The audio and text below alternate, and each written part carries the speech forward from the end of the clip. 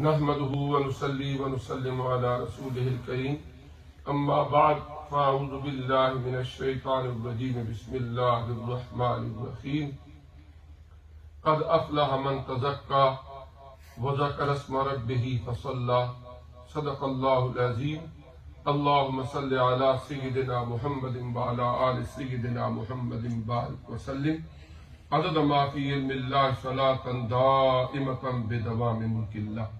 سبحان اللہ. میرے انتہائی مشفق و مہربان پیر طریقت جناب برادرم سرزادہ پیر محمد طیب الرحمان قادری صاحب دامت برکاتکم العالیہ، آپ کے برادر اصغر، دیگر برادران اسلام، السلام علیکم ورحمۃ اللہ وبرکاتہ. سب سے پہلے تو میں پیر صاحب کا شکر گزار ہوں کہ آپ نے مہربانی فرمائی اس بابرکت محفل میں دعوت دی اور مجھے آپ سے ہم کلام ہونے کا اور شرکت کا یہ موقع ملا، سعادت نصیب ہوئی، الحمدللہ. آج ہم چند ایک معروضات جس حوالے سے کریں گے، اشتہار میں بھی آپ نے وہ موضوع شاید دیکھا ہوگا کہ دور حاضر میں تصوف و طریقت کی ضرورت اور اہمیت.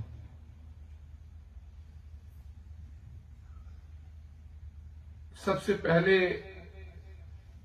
ہم یہ دیکھیں گے کہ تصوف و طریقت ہے کیا، کیونکہ قبلہ پیر صاحب سلسلہ قادریہ کی ایک عظیم علمی روحانی خانقاہ کے خانوادہ ہیں، اور تصوف و طریقت ہمارے دین کا ایک بنیادی حصہ ہے. اور حضور علیہ الصلوۃ والسلام کو جب اللہ تعالی نے فرائض نبوت عطا فرمائے کہ آپ نے بحیثیت نبی اور رسول وہ کون سے فرائض ہیں جو بجا لانے ہیں، تو اس میں قرآن پاک فرماتا ہے وَيُعَلِّمُهُمُ الْكِتَابَ وَالْحِكْمَةَ وَيُزَكِّيهِمْ. ایک ہے کتاب و حکمت کی تعلیم اور ایک ہے تزکیہ نفس. اب حضور نبی کریم علیہ الصلوۃ والسلام نے اپنی مبارک زندگی میں جو کتاب و حکمت کی تعلیم تھی، دین کے جو بنیادی اساسی اجزاء تھے، ان کی تمام مبادیات، کلیات اور ان کے اصول آپ نے ارشاد فرما دیے. پھر وقت گزرنے کے ساتھ ساتھ آقا علیہ الصلوۃ والسلام کے انہی ارشادات عالیہ کی روشنی میں کئی ایک علوم کو ترتیب دیا گیا اور مدون کیا گیا. مثلاً حضور علیہ الصلوۃ والسلام کے زمانے میں کتابی صورت میں قرآن پاک موجود نہیں تھی. حضرت ابو بکر صدیق رضی اللہ تعالی عنہ کے دور میں کتابی شکل میں قرآن پاک کی تدوین ہوئی. اسی طرح احادیث کی تدوین بعد میں ہوئی، اور جو لوگ تصوف کا انکار کرتے ہیں کہ جی نبی کریم علیہ الصلوۃ والسلام کے زمانے کے اندر تصوف کی یہ شکل نہیں تھی، بعد میں کیسے بن گیا، تو انہیں پہلے یہ دیکھنا چاہیے کہ تم کہتے ہو کہ جی ہم بخاری کو مانتے ہیں، ہم مسلم کو مانتے ہیں، ہم سیاستہ کی کتابوں کو مانتے ہیں، تو نبی کریم علیہ السلام کے زمانے کے اندر تو کتابی صورت میں حدیث کی کوئی ایک کتاب بھی نہیں تھی. حضرت امام مالک رحمت اللہ علیہ نے موطا امام مالک اس کو ترتیب دیا، مسند امام ابو حنیفہ رحمت اللہ علیہ یہ ابتدائی کتب میں سے ہیں، اور پھر اس کے بعد آہستہ آہستہ کر کے دیگر کتب احادیث جو ہے وہ مدون ہوئی. تو کہنے کا مطلب یہ ہے کہ جس طرح احادیث مبارکہ، علم کلام،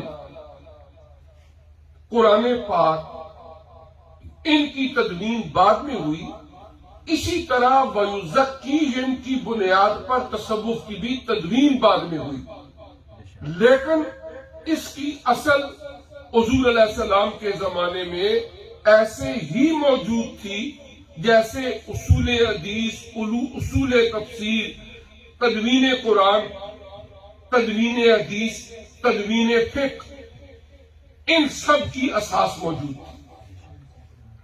اور جہاں تک اس بات کا تعلق ہے کہ کیا تصوف حضور علیہ السلام کے زمانے کے بہت بعد کچھ لوگوں کی ایجاد ہے؟ نہیں. ایک میں لطیفہ سمجھ لیں یا دلچسپی والی بات سمجھ لیں.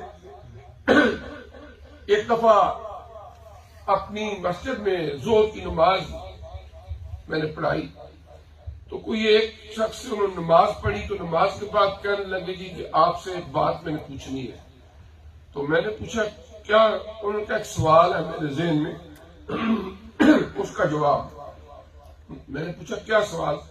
کہنے لگے جی دیکھیں آپ کہتے ہیں کہ یہ تصوف جو ہے یہ اسلام کا حصہ ہے، تو حضور علیہ السلام کے زمانے میں تو تصوف تھا ہی نہیں، یہ تو کوئی تابعین تابعین کے زمانے میں، حضرت امام حسن بصری رحمۃ اللہ کے زمانے میں بعد میں شروع کیا گیا. تو آپ مجھے یہ بتائیں کہ یہ تصوف شروع کہاں سے ہوئے؟ تو میں نے کہا حضرت آدم علیہ السلام سے. آپ تو کہتے ہیں نا کہ حضور علیہ السلام کا زمانہ، صحابہ کرام کا زمانہ، وہ کہتے ہیں جی کہ میں نے کہا تصوف کا آغاز حضرت آدم علیہ السلام کے زمانے سے ہوا ہے. وہ کہنے لگے جی اس کی کوئی دلیل، کوئی ثبوت؟ تو میں نے عرض کی کہ جب ہم مختلف انبیاء کرام ان کے نام لیتے ہیں، جس طرح لا الہ الا اللہ محمد الرسول اللہ صلی اللہ علیہ وسلم، حضرت عیسیٰ روح اللہ، حضرت اسماعیل ذبیح اللہ، حضرت ابراہیم خلیل اللہ، حضرت موسیٰ کلیم اللہ. اسی طرح ہر نبی کے دور میں جو ان کی امت کے لیے ایک کلمہ، طریقہ کار تھا. میں نے کہا آپ مجھے یہ بتاؤ کہ حضرت آدم علیہ السلام کے زمانے میں کیا کلمہ تھا؟ حضرت آدم صفی اللہ، حضرت آدم صفی اللہ. اور جو مادہ اشتقاق جہاں سے ڈیرائیو ہوا ہے تصوف، وہی ہے جس سے صفی نکلا ہے. تو اللہ تعالیٰ نے حضرت آدم علیہ السلام کو گویا صوفی کا لقب دیا، صفی کا لقب دیا. اور جو صفی ہے اس کا اور صوفی کا عربی میں ایک ہی معنی ہے. تو اللہ تعالیٰ نے حضرت آدم علیہ السلام کو صفی اللہ کہ آپ تصفیہ فرمانے والے ہیں، آپ تزکیہ فرمانے والے ہیں، آپ لوگوں کی باطن کو بھی پاک کرنے والے ہیں. تو اس تصوف کا آغاز تو وہاں سے ہی ہو گیا تھا. پھر ہر جتنے بھی نبی آئے وہ اپنے پاس بیٹھنے والوں کو جہاں پر شریعت کی تعلیمات سکھاتے، وہاں پر اللہ تبارک و تعالی کے وہ اولو العزم پیغمبر انہیں ان کا تزکیہ نفس بھی فرماتے. آپ دیکھیں نا قرآن پاک میں حضرت سیدنا سلیمان علیہ السلام کا ایک مشہور واقعہ ہے، وہ تخت بلقیس والا. میں اس ڈیٹیل میں تو نہیں جاتا، لیکن آپ ہی کے ایک صحابی تھے حضرت آصف بن برخیہ، آپ ہی کے تربیت یافتہ تھے، جو کئی ہزار میل دور ملکہ بلقیس کا تخت لمبا چوڑا سونے چاندی کی اس پر کڑھائی کی ہوئی کئی محلات کے اندر ہے. آنکھ جھپکنے سے پہلے، آنکھ بلنک کرنے سے پہلے تخت بلقیس وہاں حاضر تھا. تو یہ حضرت سلیمان علیہ السلام کے اس امتی کی کرامت تھی جو حقیقت میں حضرت سلیمان علیہ السلام کا معجزہ تھا۔ تو انہوں نے جو تربیت کی، جو تزکیہ فرمایا، وہ اس طرح کا تھا کہ اللہ تعالیٰ نے حضرت سلیمان علیہ السلام کی اس امت کے ولی کو اتنا درجہ عطا فرما دیا کہ آنکھ جھپکنے سے پہلے پہلے تخت بلقیس کو لا کے حاضر کر دیا۔ یہ ہر نبی کے دور کے اندر ظاہری تعلیمات بھی رہی اور باطنی کیفیات بھی اللہ تعالیٰ اپنے نبیوں کو عطا فرماتے رہے، وہ ان کا تزکیہ بھی کرتے اور ان کی ظاہری تعلیمات جو ہیں وہ بھی ان تک پہنچا رہے۔ اب حضور نبی کریم رؤوف الرحیم صلی اللہ علیہ وآلہ وسلم آپ جس شریعت کو لے کر آئے، جس دین کو لے کر آئے، ہم دیکھتے ہیں کہ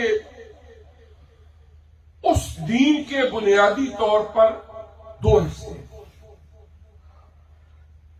کچھ لوگ وہ ہیں کہ جنہیں اللہ تبارک و تعالی نے ظاہری علوم میں سے حصہ وافر عطا فرمایا، جس کو اللہ تعالیٰ نے قرآن پاک کے ساتھ لگاؤ لگا دیا، بڑے بڑے شیخ القرآن بن گئے، مفسر قرآن بن گئے، جن سے اللہ نے حدیث کی خدمت کا کام لیا، بڑے بڑے محدث، بڑے بڑے شراح حدیث، بڑی بڑی حدیث کی کتابیں مرتب کرنے والے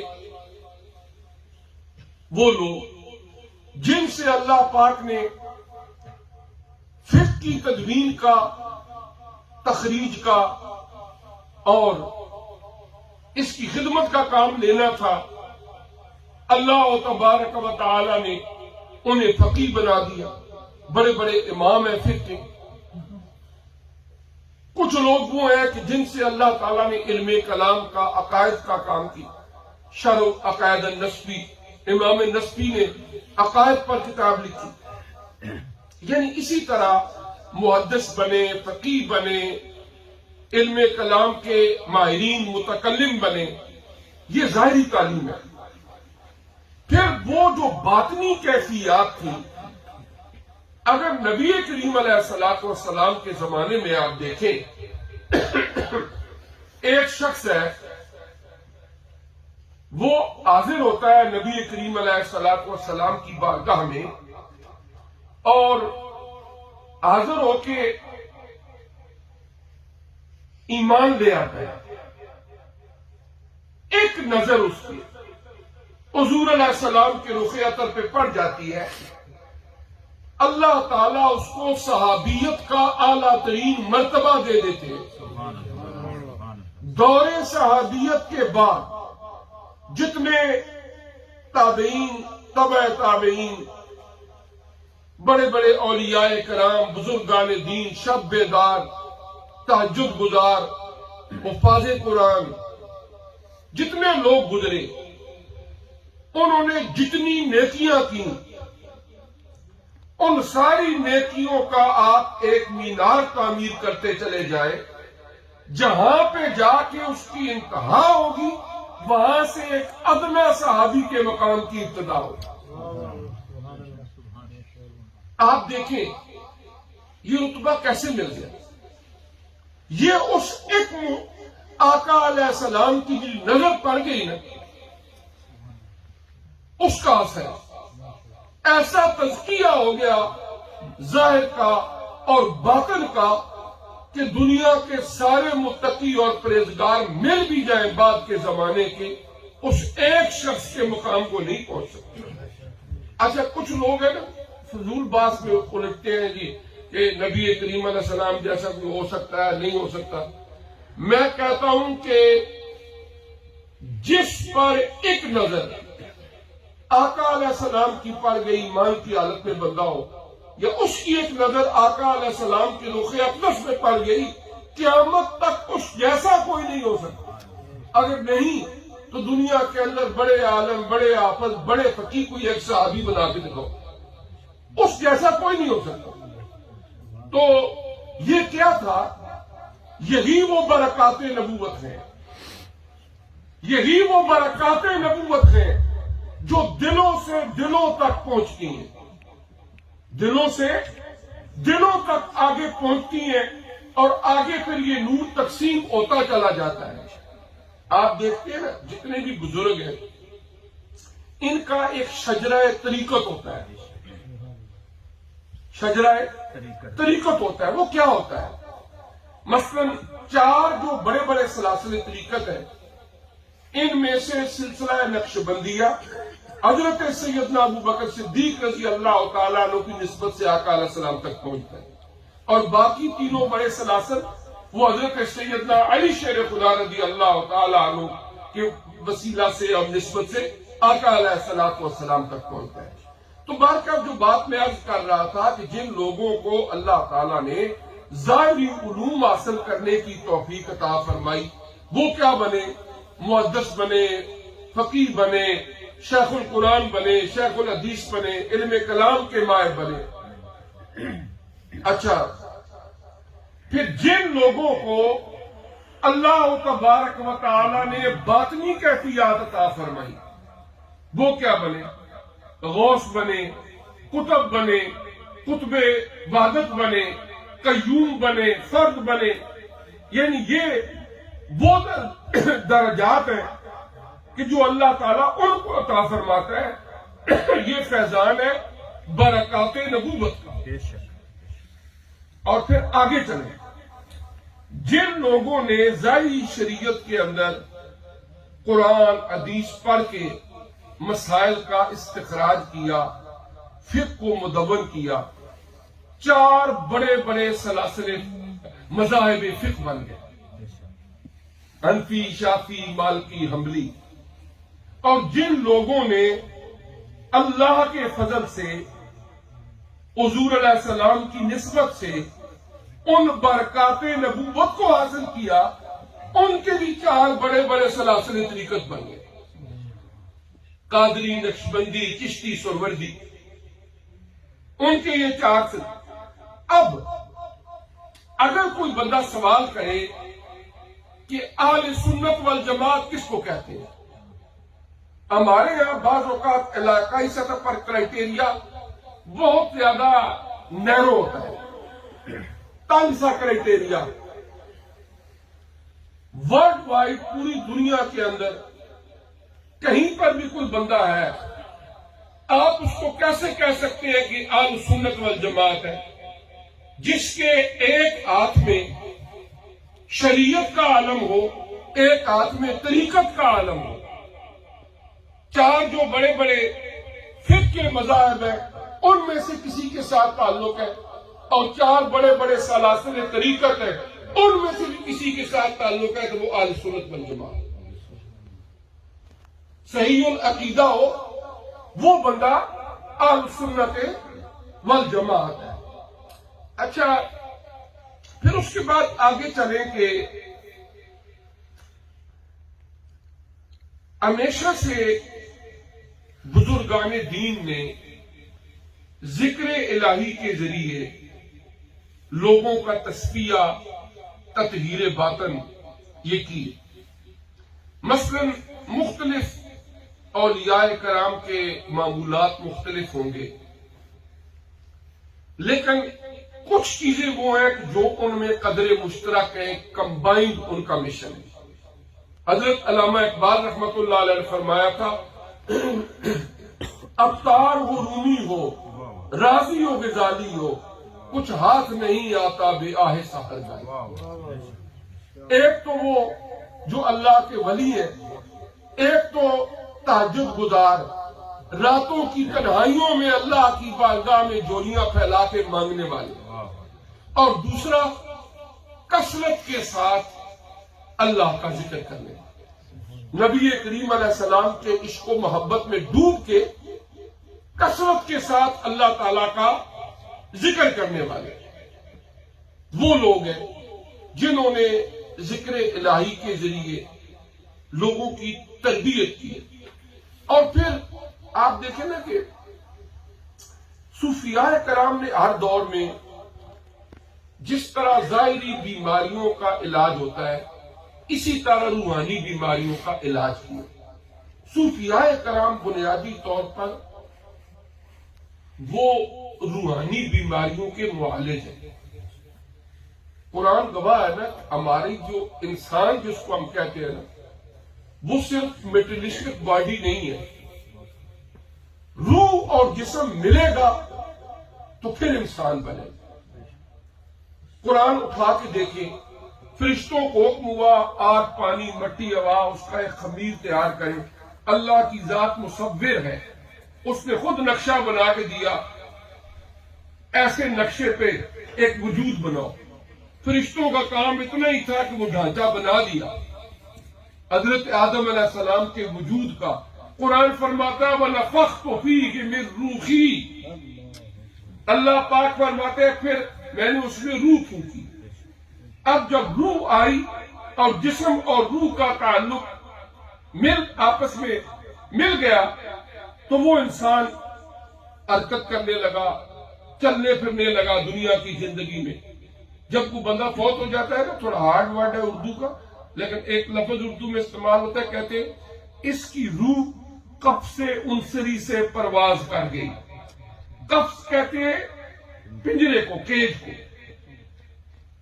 یعنی جو میٹریلسٹ کا کیج بنا ہوا تھا پنجرا، اس کے اندر تھی سول اسپرٹ، اب وہ فلائی کر رہی ہے۔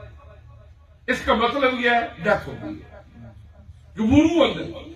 اگر آپ قرآن پاک کی روح سے دیکھیں کہ ایک بچہ جو پیدا ہوتا ہے، قرآن فرماتا ہے کہ پہلے وہ پانی کا قطرہ ہے، پھر جمع ہوا خون ہے، پھر گوشت کا لوتھڑا ہے، پھر اللہ ہڈیاں بناتا ہے، ہڈیوں پر گوشت چڑھاتا ہے۔ جب 120 ڈیز گزر جاتے ہیں اپروکسیمیٹلی، پھر وہ عالم ارواح میں جو اللہ نے روحیں بنائی، جن سے پوچھا الست بربکم قالوا بلا، کیا میں تمہارا رب نہیں ہوں؟ انہوں نے کہا قالوا بلا، کیوں نہیں، تو ہی تو ہمارا رب ہے۔ پھر وہ والی روح اللہ کا ایک فرشتہ آ کے ماں کے پیٹ میں اس وجود کے اندر جب پھونکتا ہے، اب کیا ہوتا ہے کہ ماں کے پیٹ میں حرکت کرنا شروع کر دیتے ہیں۔ پھر اس کے بعد اللہ بہتر جانتا ہے، کچھ بچے ماں کے پیٹ میں ہی فوت ہو جاتے، کچھ دنیا میں آ کے بالکل بچپن میں فوت ہو جاتے، کچھ لڑکپن میں، کچھ جوانی میں، کچھ بڑھاپے میں۔ یہ اللہ کی قدرت ہے۔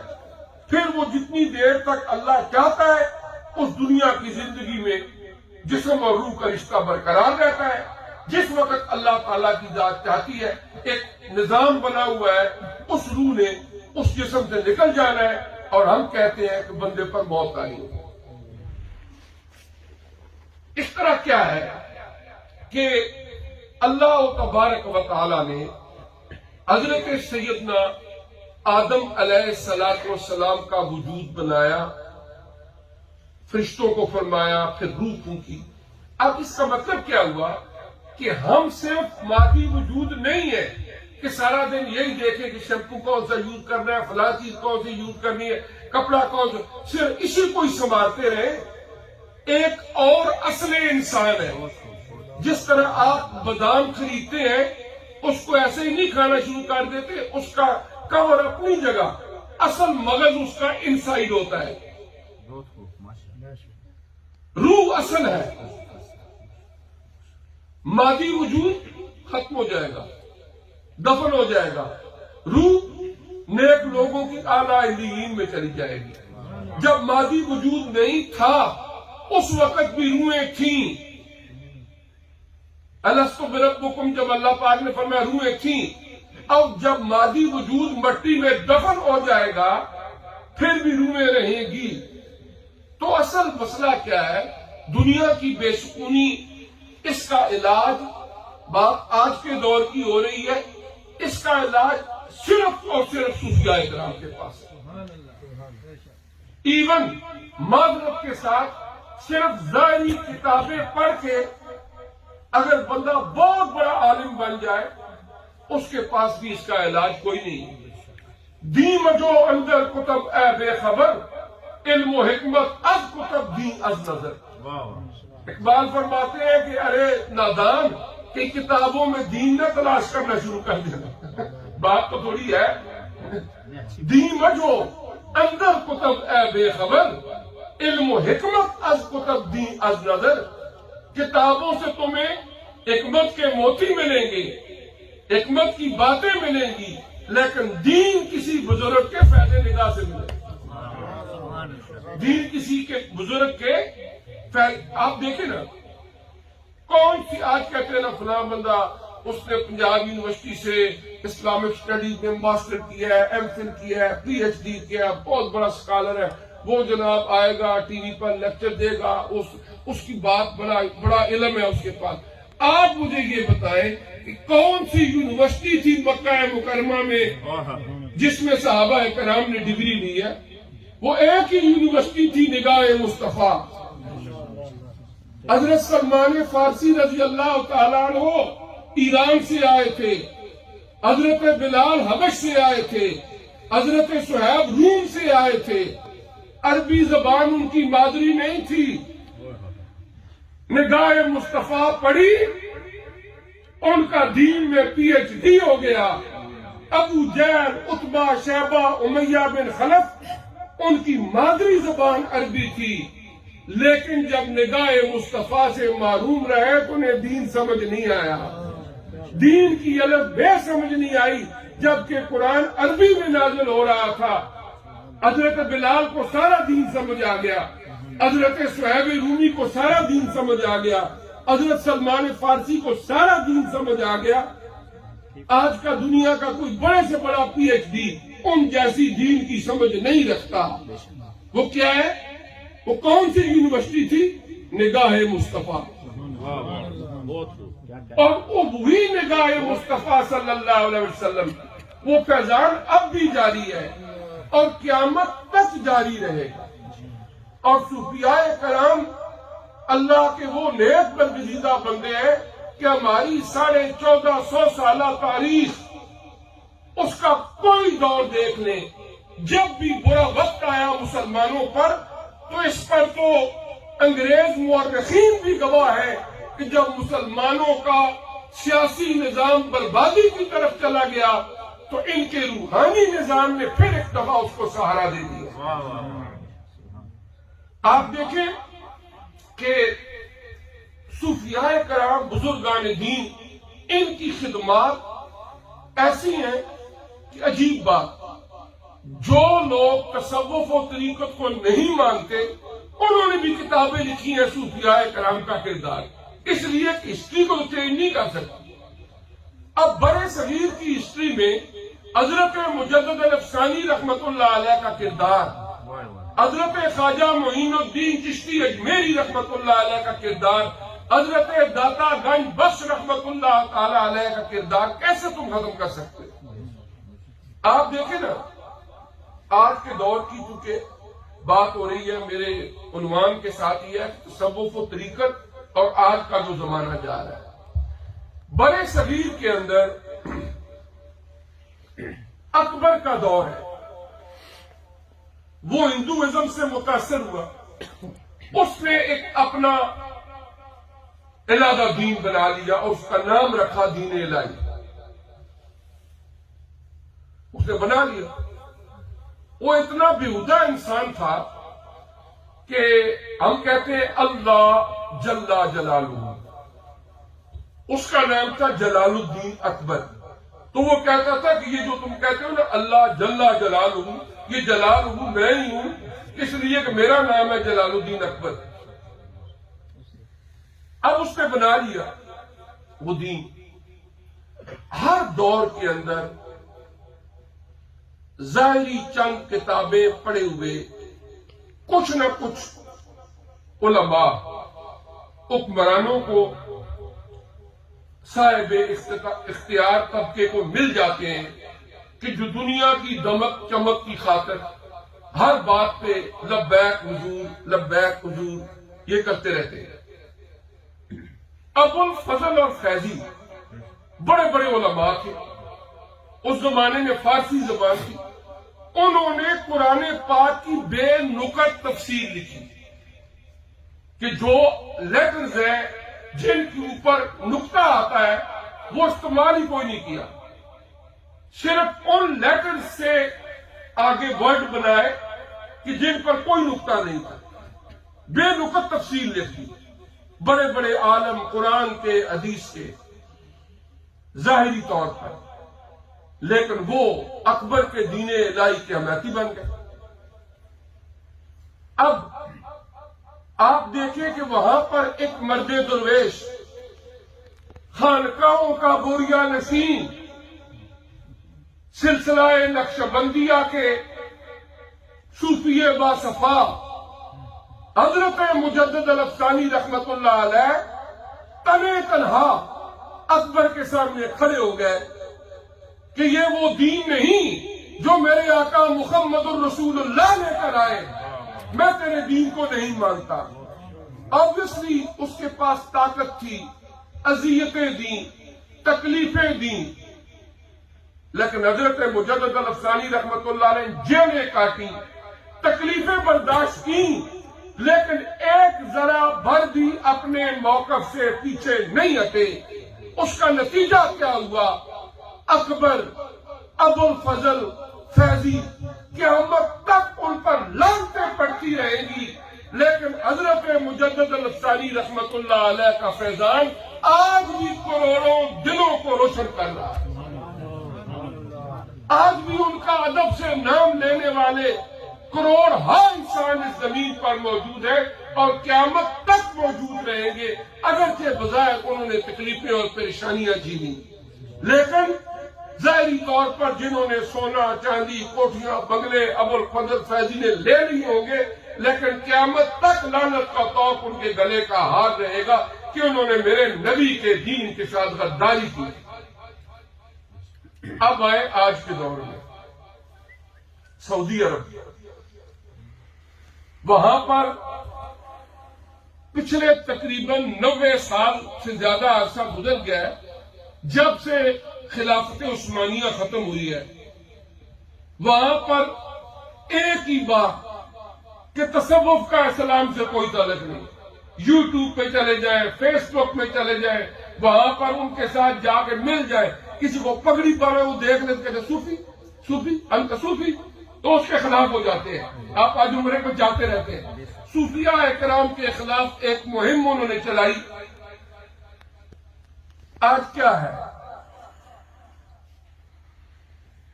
جنت البقیع میں سارے نشان مٹا کے رکھتی ہے۔ اب ہم وہاں جاتے ہیں، وہاں حضرت سیدنا عثمان غنی رضی اللہ تعالیٰ عنہ کا مزار ہے، قبر انور ہے، حضرت امام حسن رضی اللہ تعالیٰ سیدۃ النساء عالمین حضرت سیدہ فاطمہ الزہرا رضی اللہ تعالیٰ عنہ کی قبر انور ہے۔ نشان ہی نہیں ہے، بس اندازے سے ہم کو یہ بتا دیں جی یہ ہوگی دعا کر لیتے، لیکن جتنے نشان تھے جب سے آئے سارے سلمان خان اس کا پنجہ ثبت کر کے قیامت پتہ نہیں کب تک کہتے ہیں ہم نے اس کو زندہ رکھنا ہے، اس کو ہم نے زندہ رکھنا ہے۔ جتنی بے حیا عورتیں ان کو وہاں پر لے جا کے ان سے گلے مل رہے ہیں۔ اب کیا ہے؟ وہاں پر جتنے وہ علماء جو ذرا سی بات پر شرک کے اور کفر کے فتوے لگانے والے تھے، وہ سارے کے سارے علماء خاموش ہیں، ان کی زبانیں گنگ ہیں۔ اگر کوئی مجھ سے پوچھے اس کی وجہ کیا ہے تو میں یہی کہوں گا کہ یہ سارے ابو الفضل اور فیضی ہیں، وہاں ضرورت ہے کسی حضرت مجدد الافسانی کی۔ نعرہ تکبیر، نعرہ رسالت، وہاں کسی حضرت مجدد الافسانی کی ضرورت ہے، وہاں اس طرح کے لوگوں کی ضرورت نہیں۔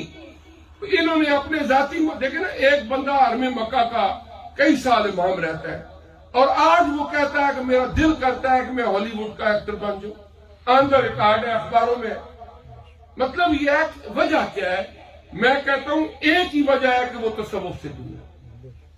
آج اگر کسی اللہ کے نیک بندے نے اللہ کے ذکر کی ضربوں سے کوئی ان کا ایک لطیفہ روشن کیا ہوتا نا، ان کا لطیفہ کل بھی روشن ہوتا، خدا کی قسم ان حرکتوں میں نہ پڑتا۔ صرف وجہ کیا ہے؟ وجہ یہ ہے کہ دین سے دور ہے. ظاہری شریعت دین کے لیے ناکافی ہے. حضرت امام غزالی رحمت اللہ علیہ فرماتے ہیں کہ شریعت میں تصوف و طریقت کا علم حاصل کرنا فرض عین ہے. اس کی وہ دلیل دیتے ہیں. وہ دلیل کیا دیتے ہیں؟ وہ فرماتے ہیں کہ دیکھیں، کوئی بندہ نماز پڑھتا ہے، روزہ رکھتا ہے، حج کرتا ہے، فقہاء کرام سارے مسائل بیان کرتے ہیں، کیسے وضو کرو، کیسے نماز پڑھو، کیسے روزہ رکھو، کیسے حج کرو، کیسے زکات دو. لیکن ایک بات وہ بھی کہتے ہیں کہ اگر یہ بندہ تقوی پرہیزگاری کے ساتھ، خالص نیت کے ساتھ عبادت نہیں کرے گا تو اللہ کے یہاں کماعت مقبول نہیں ہوگی. وَيْلٌ لِّلْمُصَلِّينَ الَّذِينَ هُمْ عَنْ صَلَاتِهِمْ سَاهُونَ. ہلاکت ہے ان نمازیوں کے لیے جو لوگوں کو دکھانے کے لیے نمازیں پڑھتے ہیں. وہ فرماتے ہیں کہ بتاؤ، آپ نے مسئلے تو سارے، ایک بندے نے بہت اچھا وضو کیا، نماز پڑھی، لیکن پڑھی دکھاوے کے لیے. اب وہ چیز جو نیت کو اندر سے خالص کرے وہ کہاں سے لے کے آؤ گے؟ کون سی دکان ہے؟ وہ ہے طریقت. وہ کہتے ہیں اس لیے شریعت کا ظاہری علم کے ساتھ ساتھ باطنی علوم اور تصوف و طریقت کا اصول فرض عین ہے. حضرت امام مالک رحمت اللہ علیہ کا ایک قول شیخ عبدالحق محدث دہلوی رحمت اللہ علیہ نے اشیاۃ اللمعات شرح مشکات شریف میں لکھا ہے، حدیث جبریل کے ضمن میں. من تصوف ولم يتفقه فقد تزندق ومن تفقه ولم يتصوف فقد تفسق ومن جمع بینہما فقد تحقق. کہ ایک بندہ تصوف کی تعلیم حاصل کرتا ہے، چلے کاٹتا ہے، لیکن ظاہری شریعت پر عمل نہیں کرتا، نہ نماز، نہ روزہ، نہ کچھ اور. باجی میں چلے کاٹ رہا ہوں. خطرہ یہ ہے کہ وہ بے دین ہو کر دنیا سے جائے گا. ایک بندہ ظاہری کتابیں پڑھ لیتا ہے لیکن کسی اللہ کے برگزیدہ بندے کے سامنے حاضر ہو کے اکتساب فیض نہیں کرتا. خطرہ یہ ہے کہ یہ فسق و فجور میں مبتلا ہو جائے. اور جو بندہ ظاہری شریعت پر عمل بھی کرتا ہے اور سیکھتا بھی ہے اور طریقت کے رستے کو بھی اپناتا ہے، فقط تحقق کا فرماتے ہیں کہ وہ بندہ ہی حق ہے، وہ بندہ ہی برحق ہے، حق کے رستے پر ہے. اور یہ دونوں چیزیں جب ایک وجود میں جمع ہوں، یہ ہے ہمارے دین کا تقاضا. ہمارے یہاں تھوڑی سی پرابلم یہ بن گئی ہے کہ کہتے ہیں جی یہ علماء ہے، یہ صوفیاء ہے، یہ بھی بدعت ہے. حضرت یہ بھی ایک نئی بدعت ہے. اسلام میں ایسا کوئی کنسپٹ نہیں ہے کہ ایک بندہ صرف صوفی بن کے سائد ہو، بلکہ کیا ہے کہ صحابہ کرام رضوان اللہ تعالیٰ وہ ایک ہی وجود کے اندر جب ظاہری شریعت بھی آتی ہے اور باطنی طریقت بھی آتی ہے تو پھر وہی اللہ تبارک و تعالیٰ کا بندہ جو ہے، اللہ تبارک و تعالیٰ اس سے آگے فیضان لوگوں کو پہنچاتا. آپ دیکھیں نا، حضرت امام ابو حنیفہ رحمت اللہ علیہ، حضرت امام احمد بن حنبل رحمت اللہ علیہ، حضرت امام شافعی، حضرت امام مالک، بظاہر بڑے بڑے فقہ کے امام، لیکن کسی نہ کسی صوفی کی بارگاہ میں بیعت کر کے ہمیں اکتساب فیض کرتے ہوئے نظر آتے ہیں. وہ صرف فقیہ نہیں تھے، وہ صوفی بھی تھے. انہوں نے حضرت امام غزالی رحمت اللہ علیہ کی بڑی مشہور کتاب ہے المنقذ من الضلال. ہمارے ایک دوست ہیں دیر شریف کے پڑھے ہوئے علامہ ارشد صاحب، انہوں نے اس کا ترجمہ کیا ہے اجالوں کا سفر. ضیاء القرآن پبلیکیشن نے اس کو پبلش کیا ہے لاہور سے. المنقذ من الضلال کیا ہے؟ حضرت امام غزالی رحمۃ اللہ علیہ اس کتاب میں فرماتے ہیں، وہ PDF میں بھی مل جاتی ہے، گوگل پہ بھی جائے، المنقذ من الضلال، تو اس میں وہ کیا فرماتے ہیں؟ وہ فرماتے ہیں کہ میں نے فلسفہ پڑھا، منطق پڑھی، بہت سارے ظاہری علم پڑھے، قرآن پڑھا، حدیث پڑھی، لیکن میں سوچتا تھا کہ کیا یہ ظاہری علم پڑھ کے میں نے اپنی زندگی کے مقصد کو پا لی؟ اندر مطمئن نہیں تھا۔ وہ کہتے ہیں کہ پھر مجھے جواب آتا نہیں، یہ جو 4 کتابیں تو نے پڑھ لی ہیں، اس سے اندر مطمئن نہیں ہے کہ میں نے اپنے مقصد زندگی کو پا لی ہے۔ کہتے ہیں پھر میں اللہ کے ایک نیک بندے، ایک صوفی کی بارگاہ میں گیا، جب تصوف کے اشغال کو میں نے اختیار کیا تو مجھے وہ تزکیہ نفس اور تطہیر باطن ہوا کہ میں سمجھتا ہوں کہ اگر یہ رستہ میں اختیار نہ کرتا تو ساری کتابیں پڑھنے کے باوجود بھی میں گمراہ ہو جاتا۔ اس کا نام کیا ہے؟ المنقذ من الضلال، گمراہیوں سے نکالنے والی، کہ یہ وہ کتاب ہے کہ جو بندے کو گمراہی سے نکالنے والی۔ وہ فرماتے ہیں ظاہری کتابیں پڑھ کے بھی مجھے یہی تھا کہ میں گمراہ ہو جاؤں گا، لیکن جب بندہ کا دل بدلتا ہے، اندر کی دنیا بدلتی ہے، اور وہ اللہ کے نیک بندوں کی بارگاہ میں حاضر ہو کے پھر ہی اللہ تبارک و تعالیٰ کا وہ کرم ہوتا ہے۔ اس لیے کہ دنیا میں آج تک کوئی بندہ از خود کتابیں پڑھ کے دین نہیں سیکھ سکا۔ خانہ کعبہ شریف موجود، مطاف موجود، حجر اسود موجود، صفا مروہ موجود، مینار، عرفات، مزدلفہ موجود، وہاں انبیاء کرام کی قبور موجود، لیکن حرم کعبہ میں 360 بت پڑے ہوئے ہیں اور لوگ ان کی پوجا کر رہے ہیں۔ جب نبی کریم علیہ السلام کی تشریف آوری ہوئی، جس کس نے پیمانے وفا باندھا، حضور علیہ السلام سے اکتساب فیض کیا، جن کو شہادت نصیب ہوئی، وہ ایک ایک کرتے کرتے وہ لاکھوں کی تعداد ان کی پہنچ گئی۔ اللہ تبارک و تعالیٰ نے انہیں ہدایت سے مالا مال کر دیا۔ تو بات عرض کرنے کا مقصد یہ ہے کہ تصوف و طریقت یہ کوئی نئے دور کی ایجاد نہیں ہے، نہ یہ تابعین تبع تابعین کے دور کی ایجاد ہے، یہ تو آدم علیہ السلام سے سلسلہ چلا آ رہا ہے، اور اللہ پاک نے حضور نبی کریم صلی اللہ علیہ وسلم کے فیضان کو تو اتنا عام فرما دیا کہ حضور علیہ السلام کی ایک نظر مبارک سے کہاں سے کہاں، بلکہ آپ کی آگے جو فیضان کو تقسیم کرتے کرتے کئی بزرگوں کے آپ احوال واقعات کرامات پڑھے، ابھی وقت نہیں ہے، اللہ پاک انہیں کتنے درجے عطا فرما دیتا ہے۔ تو یہ ہے کہ پھر ایک سوال اور آخری کہ پھر لوگ تصوف کا انکار کیوں کرتے ہیں؟ جو دین دشمن ہے